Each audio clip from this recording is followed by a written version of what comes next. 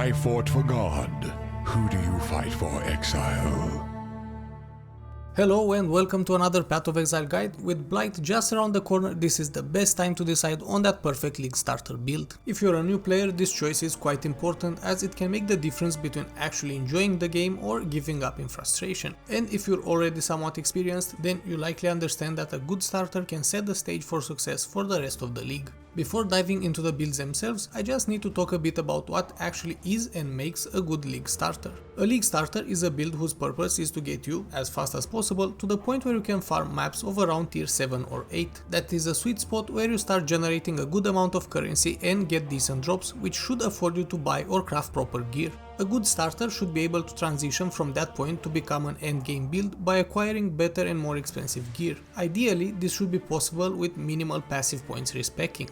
Since starting a new league means you have absolutely nothing in your bank, a good league starter should be able to reach that Atlas mid-tier with self-found gear and cheap pieces. It shouldn't rely on expensive or hard to get unique items, but rather ones that are always in abundance or obtainable using divination cards that can be easily farmed. And just to clarify, while all builds will have some endgame recommended gear that is more expensive, at that point we're no longer talking about a starter build. For example, the Arc Witch build does perfectly fine as a starter with self-found rare items, but for endgame an Impulsa armor is recommended. This does not however mean it needs that item to be an effective starter build. By the point you'll get it, you're no longer in the starter phase. Then a good starter should be able to run any type of content and most if not all map modes. While boss killing is outside the scope of a league starter, it should however do fairly well in a wide range of scenarios. It is far more important at that stage in the game to be effective at quickly clearing large packs of mobs. An ideal starter should also use its main skill early on so you get plenty of practice and not waste too much time on changing your gem setups. Finally, a good league starter should be easy to play without complicated mechanics or combos and supported by a clear build guide. No matter how great a build is, if you're wasting hours to figure out how to play it or choose the wrong leveling path in the passive tree, your efficiency will drop significantly. Now that it's clear what makes a good league starter, here are my recommendations for the next league. First up is the ever popular Arc Witch. This build is almost synonym with the concept of league starter and there are very good reasons for that. Arc is one of the best clearing skills in the game which depends very little on gear. When leveling you can pick up any scepter or wand you find and it will work great. With a very intuitive playstyle and absolutely no complex mechanics, it's a beginner's best friend. Fast-paced and amazing at killing large packs of mobs, you will cruise through story mode and knock the first Atlas tiers with ease. While it's not an amazing boss killer, that's generally beyond the purpose of a league starter and it can also get there by investing in some endgame gear after you start amassing some currency. It's also able to run literally every map mode and that is a huge advantage when you start going through the Atlas. You won't waste any time or currency to reroll maps and get much more drops, greatly boosting your efficiency. Even though the build has changed a bit over the past few leagues, its core has always remained the same and it is still one of the best league starters out there. You can go to the video guide for Arc Witch by clicking on that I thing in the upper right corner or follow the links from the video description and pinned comment. Over time there have been some minor changes which are reflected in the guide's pinned comment and Path of Building guide aid, so make sure to check those for the latest updates. The next great starter build is the recently revamped Cyclone Slayer. If fast-paced brutal melee combat is more to your liking than casting spells, then this is likely the perfect build for you. Grab two swords with decent physical damage and spin your way through the entire game. It doesn't need any specific unique items and gear boosting physical or melee damage is always abundant. Incredible mobility, excellent clearing speed and really solid damage are all perks of the now famous Cyclone Slayer. On top of that, it uses one of the very few skills in the game which can continuously apply damage while constantly moving. Killing enemies while repositioning and evading dangerous stuff is a great defensive mechanism, and it gets stronger as you become better at positioning while not being gear dependent at all. Finally, it is a very fun build to play and if you're a new Path of Exile player, then this will provide a perfect taste of what the game has to offer. While its efficiency is somewhat nerfed in Blight League, that mostly affects the high-end part of the spectrum that push area of effect size to the extreme. This version of the build is also a very budget-oriented one, which makes it ideal for a league starter. No Starforge at Ciri Disfavor or other insanely expensive items which are impossible to obtain at the beginning of a league. You can find the link to the full guide in the pinned comment and video description. Clicking on that I thing in the upper right corner will take you there as well.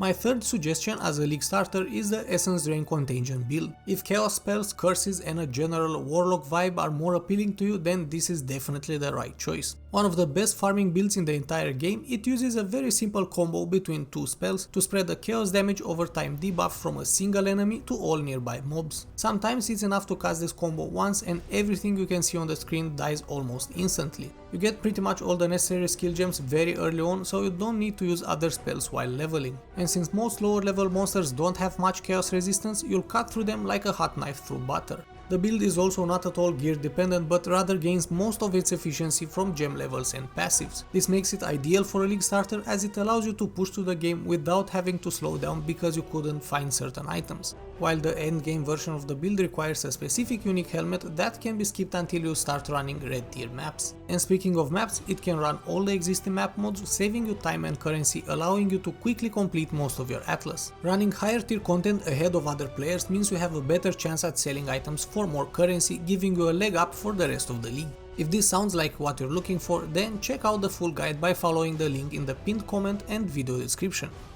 If you're more of a hardcore player or like to stay on the safer side of things, then Molten Strike Juggernaut could be your best choice as a Blight league starter. If you go around asking which is the tankiest class in Path of Exile, 9 out of 10 people will likely tell you it's the Juggernaut. But if you're not familiar with the game or the build, you might imagine a sluggish, ironclad dude barely able to scratch its enemies after trading offense for defense. While it is almost unkillable unless you go completely AFK or run around naked, it's also a super fast killing machine. With incredibly high attack speed and a generous area of effect for your magma projectiles, clearing large packs of mobs is always a breeze. And since multiple projectiles can hit the same target, its boss killing capabilities are similarly good. The countless defensive layers ensure that your progress is never slowed down by content that might be too tough for most other builds. And while the best in slot weapons are 2 unique swords, in the early stages of the league any 2 rare ones with some fire damage and attack speed will work great as well. Conversely, if you want to go all in on the defensive path, playing one-handed plus shield is completely viable and doesn't require any changes in the passive tree.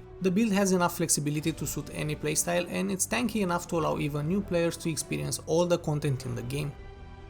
Finally, I'd like to suggest a fifth option as a league starter, the Zombiemancer. While summoners in general and necromancers in particular are significantly changed in Blight League, the basics of this build remain the same. It mainly focuses on zombies and a host of other minions which are there to buff them. By using the Baron helmet and stacking strength attribute, you increase the number of zombies you can summon. And together with Montregrul's scepter, these zombies will become incredibly strong and tanky. Now it's quite obvious that Blight League is strongly focused on necromancers and that means there will be quite a bit of competition for good summoner items. Beyond self-found stuff, the gear will be expensive and scarce at the beginning of a new league. Also, due to the large amount of changes to the passive tree, ascendancy and support gems, the existing video guide is a bit outdated. While the core build remains intact, certain aspects certainly need tweaking. Thus, until I get to update the video guide, I will try to fill in the blanks with the path of building material. While all these downsides make it less than optimal as a league starter, it is also the one that will surely be the strongest. This is after all the Necromancer League, so if you were to bet on a build that will be godlike, the Zombiemancer is definitely the one.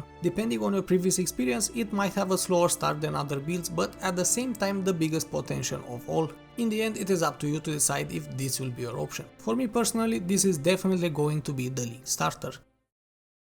Learn anything new, Exile?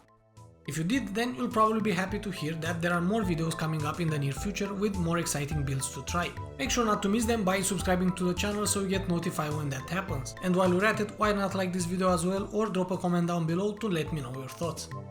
Thank you all for watching and see you next time.